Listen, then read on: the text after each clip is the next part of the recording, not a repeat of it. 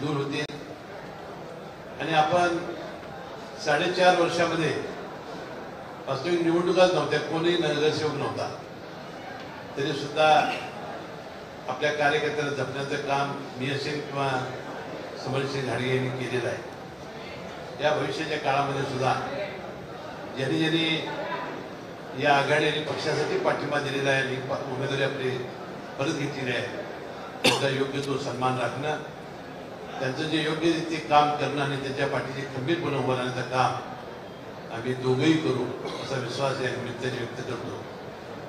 आणि आता आम्ही एकत्र आलेलो आहे एकत्र राहण्यासाठी आणि भविष्यामध्ये या तालुक्यातील या जिल्ह्यातील मी समरसिंह घाडगे आणि माजी आमदार संजय घाडगे हे तिघेही आता युतीचे आम्ही घटक आहोत।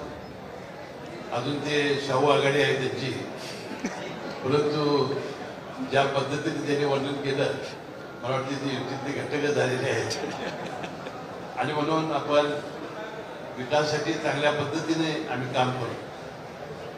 आज माजी खासदार संजय मंडिक यांची काहीतरी पत्रकार परिषद मी बघितली, त्याबद्दल आपण विचारणारच आहात, तर त्यापूर्वीच आपलं सगळ्यांना सांगणं माझं महत्वाचं काम आहे की ज्या पद्धतीने त्यांनी आपली भूमिका विशद केली, वास्तविक एवढं अस्वस्थ होण्याची आवश्यकता नव्हती, कारण मुरगुडमध्ये आम्ही एकत्र येणं शक्य नव्हतं, कागल शहरामध्ये त्यांचा कधीच जास्त सहभाग नव्हता आणि म्हणून लोकसभेमध्ये आम्ही दोघांनी विरोधी काम केलं असं त्यांनी केलं, हे वास्तविक आमच्यावर अन्याय करणार आहे।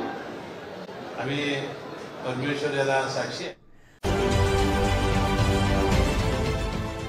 देश विदेशातील प्रत्येक घडामोडींचे लाईव्ह अपडेट मिळवण्यासाठी आता साम टीव्हीच्या सर्व सोशल मीडिया प्लॅटफॉर्मला लाईक, फॉलो आणि सबस्क्राईब करा।